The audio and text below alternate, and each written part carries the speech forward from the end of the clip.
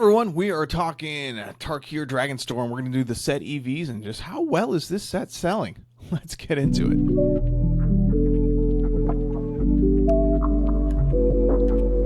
All right, I know you guys just want the numbers, so we're going to get right into it, and we're going to start off with just how much of this set has sold. It's kind of nuts. Bundles are doing kind of the same. Everyone is kind of buying, I would say, the same amount of bundles. We actually saw a huge drop in bundles in Aether Drift, but I would say that Dragonstorm is on par with Foundations, Bloomburrow, that kind of stuff. When it comes to collector boxes, again, we see the numbers are kind of pretty much there. Probably continue to sell as we move through. Like, it just hit release day, so they'll probably move collector boxes probably to the same amount that we're seeing like Bloomburrow and stuff, just because, yeah, it's doing really well. People really like the set. But I don't expect it to be too much more than this. There's not a ton of collectability in terms of, the serialized card is just Mox Jasper. There isn't a super fun, awesome looking art. There's no anime art in this, to the sense where people are trying to snag like the foil Llanowar Elf and that kind of thing out of Foundations. So this is kind of where we expect a collector booster for just like a regular standard set to be. Nothing great, nothing bad,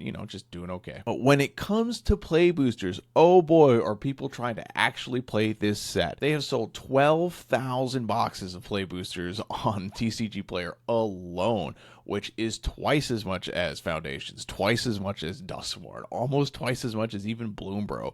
This is doing crazy. Modern Horizons 3 sold 7,000 play booster boxes, which doesn't even come close to this. You have to sell that plus a whole nother set just to be touching where we're at in the release weekend of Tarkir Dragonstorm. It truly is just a ton of cards, and yeah, people want to play it. It makes sense. So let's talk about, is it actually worth it to open this? And we're talking strictly from a not playing standpoint, because I've played a couple limited games. I think it's a super fun draft format. People harken back to the old Tarkirs, and this is very nostalgic for them. They love drafting this, so I'm sure that's driving a good chunk of it. But if we're not just trying to play it and we want to just open it for value, is that a good idea? Well, let's take a look. Currently, a play booster is going for $121. The EV for just everything in the box is $227. But if you just look at the rares and the mythics, it's $154. Non-bulk stuff is $145. So, there is a little bit of wiggle room, not a ton. Again, like all times, I'm probably not going to recommend that you open this just for value. Playing is a different story. But when it comes to just cracking this stuff open right now, I probably would pass on that personally. Now, if you can get a box for a lot cheaper, I saw some for like $99. Maybe there's some wiggle room there if that's enough of a gap between cost to value ratio for you. That's a decision you can make. But those are the play booster numbers. It's pretty typical with what we've seen in the last few sets in terms of cost to EV ratio. When it comes to the collector product, this is going for about $360 right now. The EV is $402, but again, if you look at the non-bulk price, it's $362, and the rares and mythics are about $370.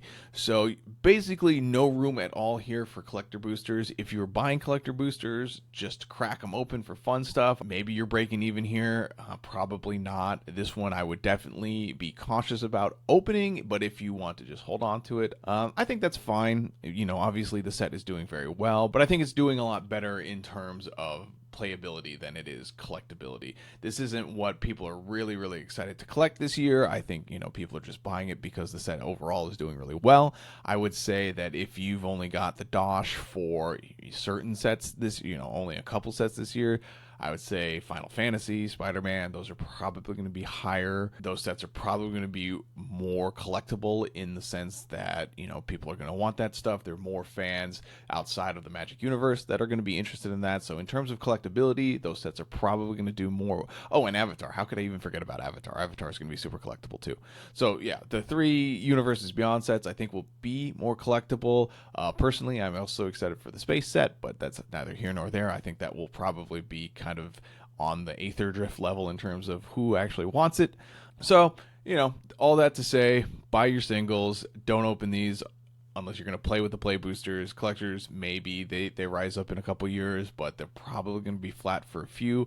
because I don't see anything in here that people are really scrambling to pick up. And that's it. Go snag your singles. I managed to get my Corey Steel cutters last night for like $3 to $5, so I was really thrilled that I didn't have to pay $15 a piece for them, and I'm going to try and jam them into my prowess decks and hopefully make that archetype work again for me, because I really enjoy playing it, and I was very sad when it got kind of power crapped out of Modern. Anyways, that's all I got for you guys today. I will see you in the next one. Bye.